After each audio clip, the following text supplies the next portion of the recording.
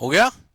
तो पहली चीज हुआ कि हम लोग बाय बर्थ के बेसिस पे अप्लाई कर सकते हैं, और दूसरी बेसिस पे हम लोग, क्योंकि देखो बर्थ की बेसिस पे तुम लोग सिटीजनशिप इंडिया हो माना तभी जाएगा जब तुम्हारे पास बर्थ सर्टिफिकेट है। आपके कहने से तो नहीं होगा, आपने बोल दिया हम हैं तो ऐसा नहीं होगा, एक रूल है, रूल के हिसाब से आपको बर्थ सर्टिफिकेट देना पड़ेगा। और जब आप बर्थ सर्टिफिकेट देते हैं, किसी बच्चे का बर्थ सर्टिफिकेट बनता है, तो लॉजिक बात है, वो बर्थ सर्टिफिकेट के लिए बेसिक क्या कॉपी लगती है, बनवाया कभी आप लोगों ने किसी का बर्थ सर्टिफिकेट? अगर किसी बेबी का बनवाना है तो सबसे पहले जो हॉस्पिटल की डिस्चार्ज रिसिप्ट होती है मदर की, वो लगती है। मतलब हॉस्पिटल में देखो, लड़का जब बच्चा पैदा हुआ है तो उसका तुरंत नाम तो होता नहीं है, तो उस नाम में उस हॉस्पिटल वालों का जो एक रिसिप्ट होती है वो काम करती है। समझ रहे हो बात को? तो हॉस्पिटल से डिस्चार्ज पेपर तो होते होंगे, तो मम्मी के डॉक्यूमेंट लगते हैं। अब मम्मी के डॉक्यूमेंट लगते समय जब हॉस्पिटल में वाइफ एडमिट हुई थी तो हस्बैंड के डॉक्यूमेंट लगे थे। हिसाब समझ में आ रहा? तो हस्बैंड की कॉपी पड़ी है, वाइफ की कॉपी है, ये दोनों कॉपी जब आप बनवाने जाते हैं जो बर्थ सर्टिफिकेट कचहरी वगैरह में, तो वहां पे इन दोनों की कॉपी लग जाती है। तो उस कॉपी के हिसाब से दोनों के आधार लग गए, और दोनों के आधार में ये वाला क्लॉज अवेलेबल है जो मैंने आपको बता रखा है, बाय बर्थ वाला। अब आया समझ में? ये इंपॉर्टेंट होता है। तो पहली चीज हो गई कि on the basis of birth, and second is on the basis of descent. Third आइए, on the basis of registration. Registration की बेसिस पे क्या कंडीशन है? मैं भी नहीं पैदा हुआ, मेरे मम्मी पापा भी नहीं पैदा हुए, फिर भी मेरे को इंडिया में चाहिए सिटीजनशिप, तो उसकी कंडीशन लिखिए बाय रजिस्ट्रेशन। बाय रजिस्ट्रेशन के अंदर कुछ क्लॉजेस हैं। पहला क्लॉज, बाय रजिस्ट्रेशन में पहला क्लॉज है simple, minimum 6 month in India. Minimum 6 month in India, कम से कम 6 महीने में, 6 से या टिल 6 मंथ, 6 महीने से आप भारत में कम से कम रह रहे हैं, पहली कंडीशन है,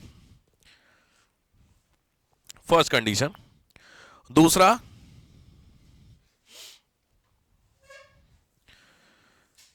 birth in India, birth in India but right now resident in other country, right now resident of other country. Bharat में रह रहा है, पैदा हुआ, लेकिन किसी और देश में क्या हो रहा है वहां पे इस समय रह रहा है। Next, foreign female married to Indian male, ध्यान से, foreign female married to Indian male, कोई भी विदेशी महिला जिसने भारतीय के साथ शादी की है, भारतीय महिला जिसने विदेशी का, और minor child of Indian citizens, भारतीयों के माइनर बच्चे होते हैं, minor child of Indian citizens. इन चारों क्लॉज में ये और हैं, ठीक है? तो इन चारों वाले जो कंडीशंस होती है वो रजिस्ट्रेशन की बेसिस पे अप्लाई कर सकते हैं। रजिस्ट्रेशन करेगा कौन? तो जो एक्सटर्नल अफेयर्स मिनिस्ट्री है अपनी, विदेश मंत्रालय, उनकी तरफ से एक नोडल ऑफिसर अपॉइंट होता है, वो बंदा देखेगा आपके डॉक्यूमेंट का हिसाब है। तो इसी बेसिस पे, पहले खैर बता दो, ये रजिस्ट्रेशन हल्का है, कोई दिक्कत नहीं, रजिस्ट्रेशन समझ में आ गया, ठीक है। नेक्स्ट आइए, बाई नेचुरलाइजेशन। नेचुरलाइजेशन, देसीकरण से, देसीकरण से नागरिकता, इंपॉर्टेंट है। नेचुरलाइजेशन का मतलब क्या? इसी के थ्रू इंडिया में बहुत सारे पाकिस्तानी एक्टर्स हैं, सिंगर्स हैं, जिन्होंने अप्लाई किया है, क्योंकि रजिस्ट्रेशन के थ्रू नहीं कर सकते, तो नेचुरलाइजेशन के थ्रू उन्होंने अप्लाई किया है। क्या? जैसे एक बंदा है अदनान सामी, सुने हैं? अदनान सामी का नाम नहीं सुना? पूछना है आपको कुछ, बोले।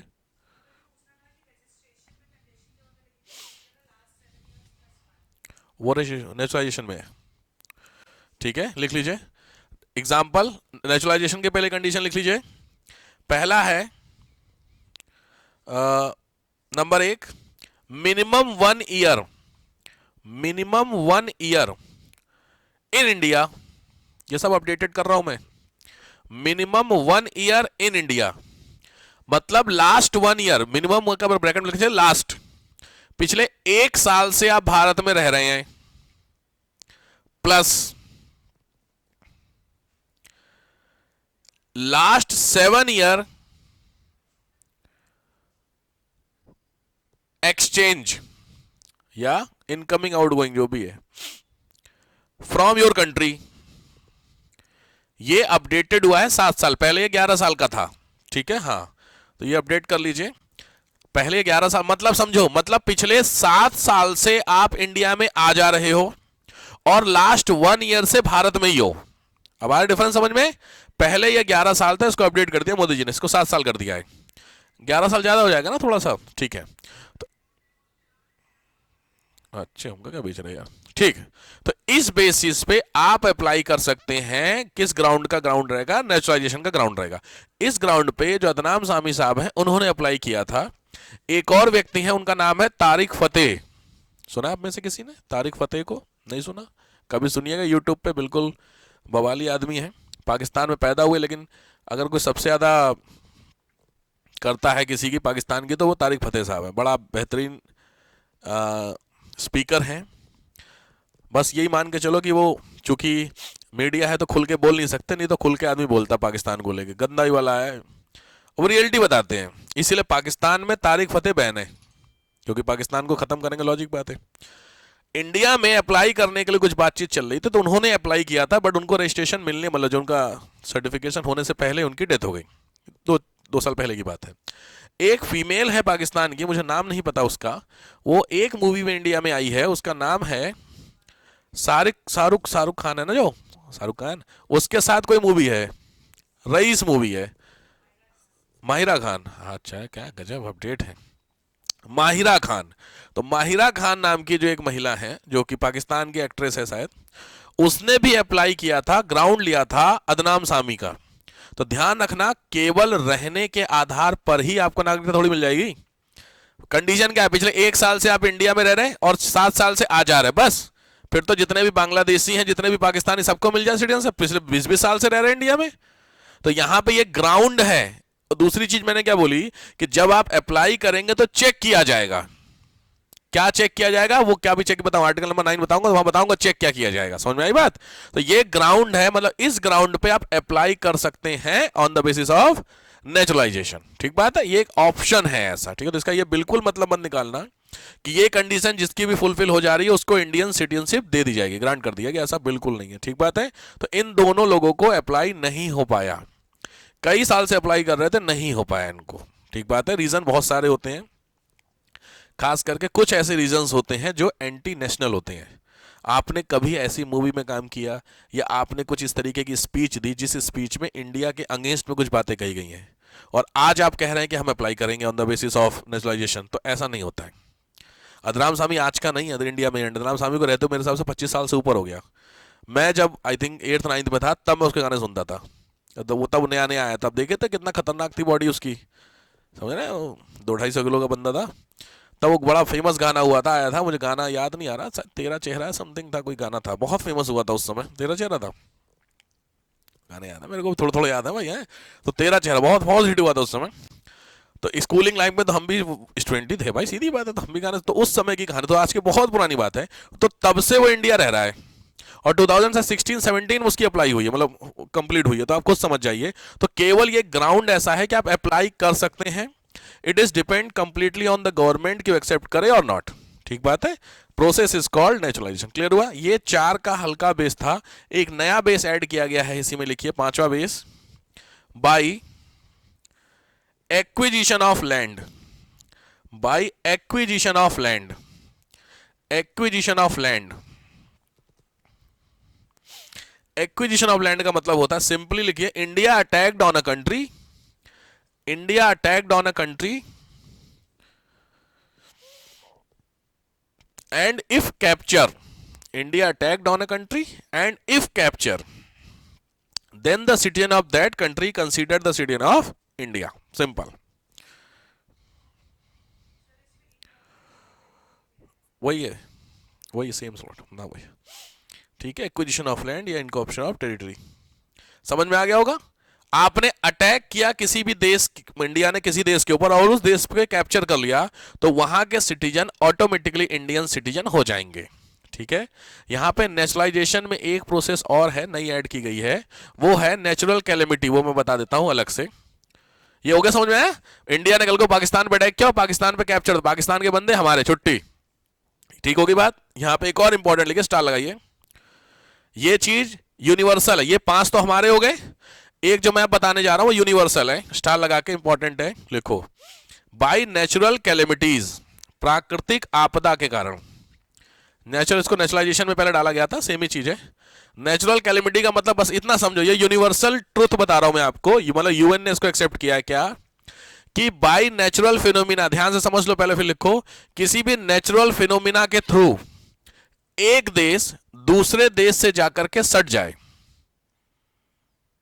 बाई एनी मीन्स, हवा में उड़ के जाए, जमीन से होकर के जाए, पानी में बह के जाए, ये तो तीन ऑप्शंस हैं।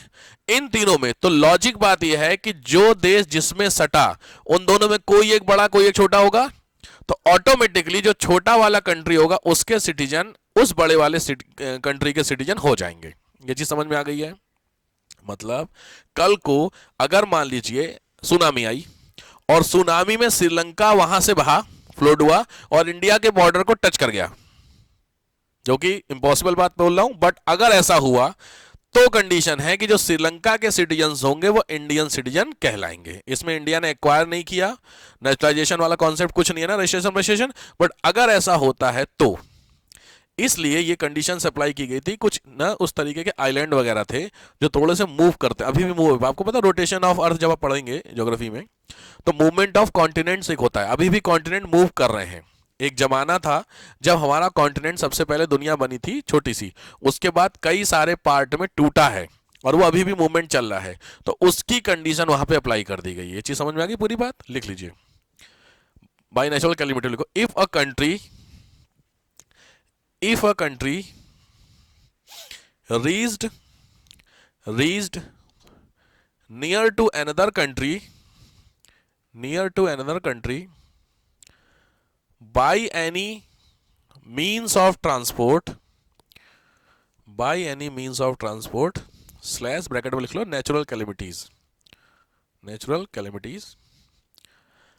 then the citizens of small country consider the citizen of big country या large country, स्मॉल कंट्री के सिटीजन बिग कंट्री के सिटीजन ऑटोमेटिकली हो जाएंगे।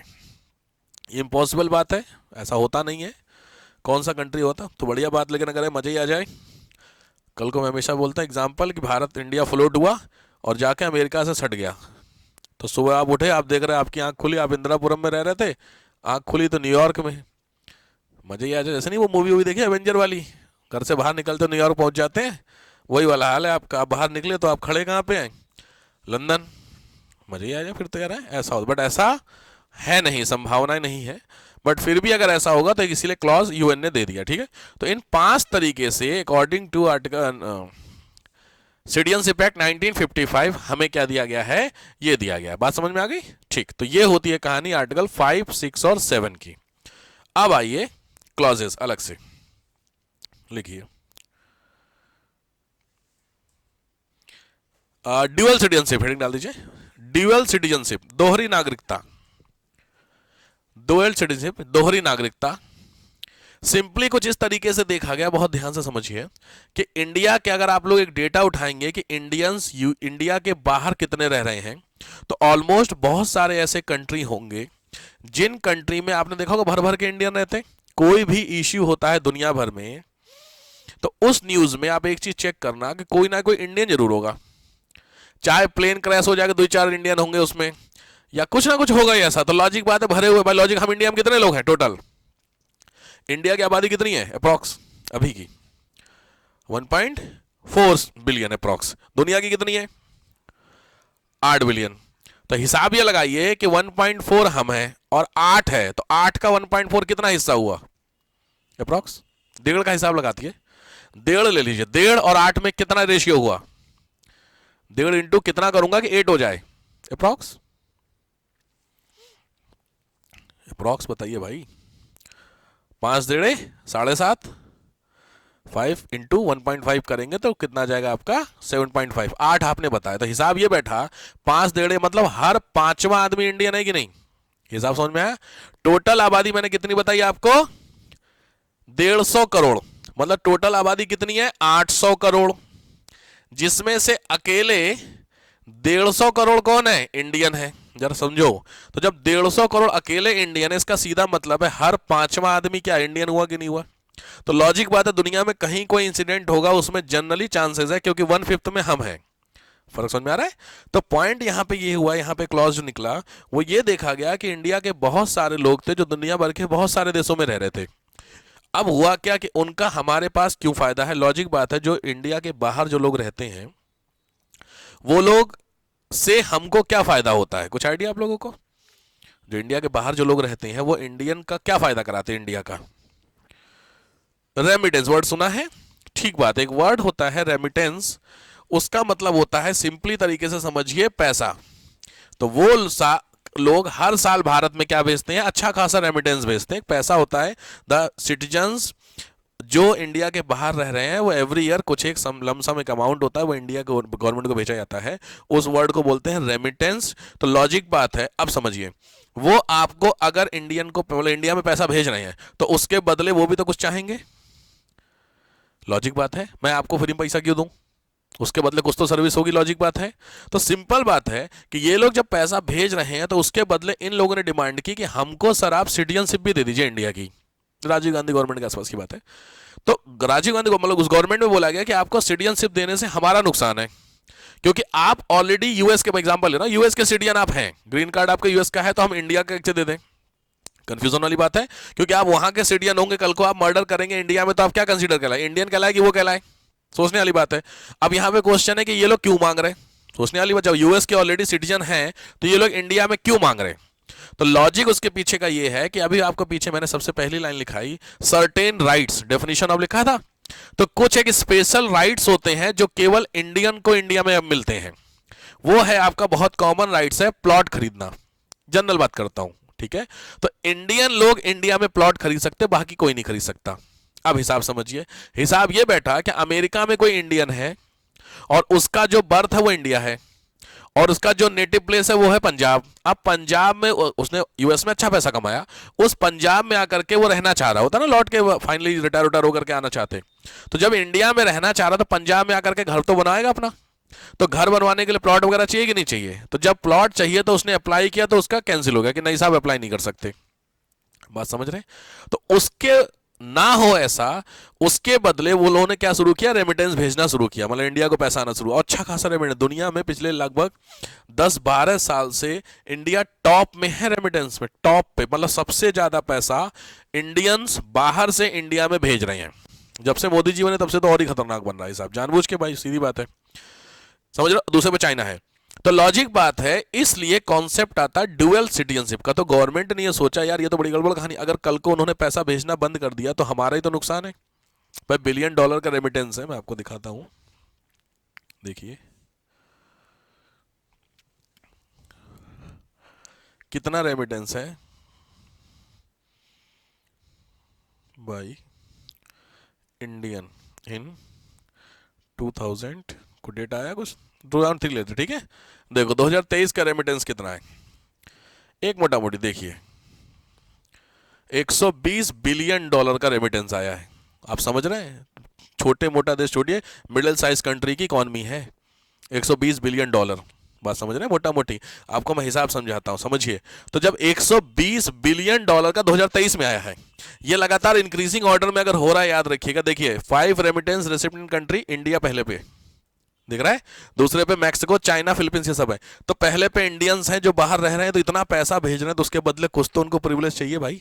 तो जो वो प्रिविलेज का कॉन्सेप्ट आता वो आ गया आपका ड्यूअल सिटीजनशिप का। तो जब इंडिया ने सोचा कि इस तरीके से किया जाए तो उन्होंने बोला, इंडियन गवर्नमेंट ने, कि चलो ठीक है, एक काम करते हैं, इनको हम लोग अपनी सिटीजनशिप भी दे देते हैं। कुछ ऐसा क्लॉज लाओ जिस क्लॉज में इनकी वहां की भी खत्म ना हो और हमारी भी खत्म ना हो। ये तो बात हो सकती है। तो सिंपल बात है, क्या ये म्यूचुअल अंडरस्टैंडिंग दोनों कंट्री के बीच की नहीं होगी? क्योंकि अमेरिका का भी रूल है कि वो अमेरिका के ही सिटीजन हो सकते, दूसरे के नहीं हो सकते। तो अगर इंडियन वालों ने सिटीजनशिप दी तो वो उनकी कैंसिल हो जाएगी ना वहां पे।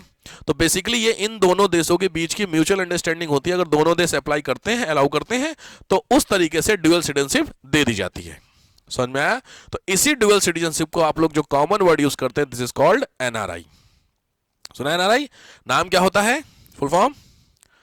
Non resident Indian. तो नॉन मतलब ऐसे इंडियन जो रेजिडेंट मतलब भारत में रह नहीं रहे हैं लेकिन इंडियन है। तो डिफरेंस समझ में आया? इसका सिंपल मतलब हुआ कि ये लोग इंडियन पासपोर्ट रखते होंगे लेकिन इंडिया में नहीं रह रहे हैं। तो डबल हो गया कि नहीं हो हिसाब किताब? इंडियन पासपोर्ट होल्डर हैं लेकिन इंडिया में रह नहीं रहे हैं, this is called NRI.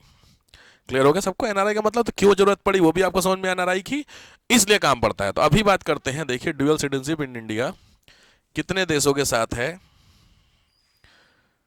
India countries, India के कितने, डेटा अपडेट कर देता हूं मैं, फाइनल डेटा आपको देता हूं। देखिए टोटल कितने कंट्री हैं ड्यूअल सिटीजन के, इसमें कहीं डेटा आपको मिल जाएगा। ये देखिए अदर कंट्री दैट अलाउ, देखो आप देखो समझो, other country that allow dual citizenship. तो ड्यूअल सिटीजन अलाउ कौन करता है? Albania, Chile, Germany, Lebanon, Philippines, दिख रहा है, ये सारे कंट्री अलाउ करते हैं और इनके साथ है। कुछ को समझ में आ रहा है? तो यूएस का जो इंडियन बंदा होगा वो बंदा यूएस का भी सिटीजन होगा और भारत का भी सिटीजन होगा, this is called dual citizenship. Clear हो? इनका एक होता है कार्ड होता है, वो अभी आपको बताऊंगा।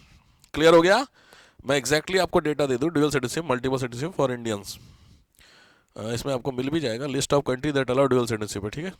अच्छा एक मोटा मोटी 49% ऑफ ऑल कंट्री, मतलब दुनिया के सारे देशों में करीब 50% जो अलाउ कर देते हैं। अच्छा लॉजिक बात, ये फायदे वाली बात है कि नहीं? कल को समझिए, एक बंदा जो यूएस में रह रहा है और उसका अच्छा खासा बिजनेस है और इंडिया ने अप्लाई किया ड्यूअल सिटीजनशिप के लिए और भारत ने दे दिया, और इस कंडीशन पे अमेरिका ने उसकी सिटीजनशिप कैंसिल कर दी। अभी समझो अगर वहां पे ड्यूअल सिटीजन कॉन्सेप्ट में, तो लॉजिक बात है वो बंदा, उसका मूड खराब हुआ, बोला हम जा रहे भारत, तो अल्टीमेटली उस अमेरिका ने अपने पैरों पर कुल्हाड़ी मारी कि नहीं? अच्छा खासा बिजनेस एक बंदे का अमेरिका में सेटअप था और आपने उसको सिटीजनशिप नहीं दी और वो गुस्से होकर के इंडिया चला आया, तो किसका नुकसान किया आपने? अपना। भाई इंडिया में तो आएगा, इंडिया में बिजनेस करेगा तो इंडिया में पैसे देगा, तो सीधी बात है जो टैक्स वो यूएस को देता तो वो कट गया कि नहीं कट गया? तो पागलपन है कि नहीं है? तो लॉजिक बात है, ड्यूअल सिटीजन इसीलिए दोनों देशों के लिए बहुत बेहतर माना जाता है। बट यहां पे कंडीशन है कि डिपेंड ऑन कंट्री, कौन से देश के साथ। पाकिस्तान बोलते हम ड्यूअल दे रहे तो बड़ी सरदर्दी है, बात समझ रहे हैं? तो इसीलिए डिपेंड करता है कंट्री। तो जितने भी जनरली डेवलप कंट्री हैं वो क्या हो सकता है, देखिए क्या भारत दोहरी नागरिकता दे सकता है? कहीं था आंसर, हाँ देखिए राइट नाउ का अभी तक भारत को संविधान नहीं देता है, मैंने क्या बोला अभी, क्योंकि आप क्या पढ़ रहे हैं, कौन सा एक्ट? सिटीजनशिप एक्ट की बात हो रही है, ठीक है। तो सिटीजनशिप एक्ट में इस तरीके का क्लॉज अवेलेबल है, खैर छोड़ दीजिए। अगला अब यहां पे देखिए एक वर्ड आया है ओसीआई, भारत सरकार ने ओसीआई देने का फैसला किया है, जिसे आमतौर पर, तो मैंने अभी एक वर्ड यूज किया था कार्ड होल्डर। तो ड्यूअल सिटीजन का मतलब समझ में आ गया सबको? अब लिखो the person who has dual citizenship, जो दोहरी नागरिकता रखते हैं, ड्यूअल सिटीजनशिप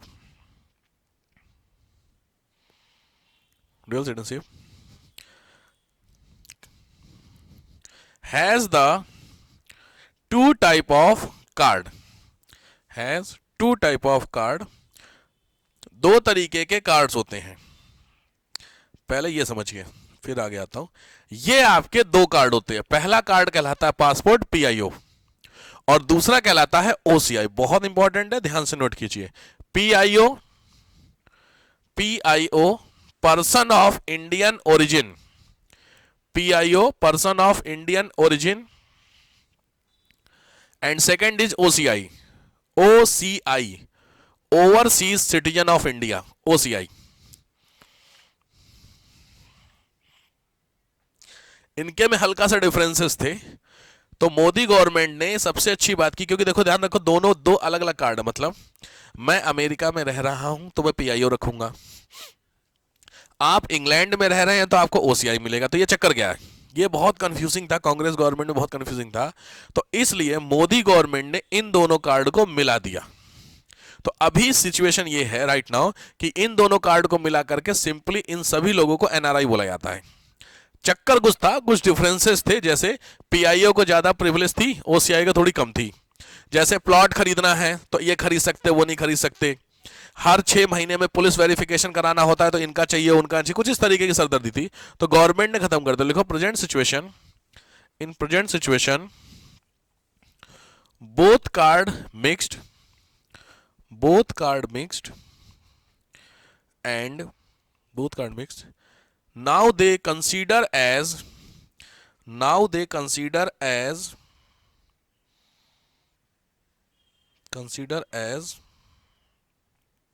एनआरआई।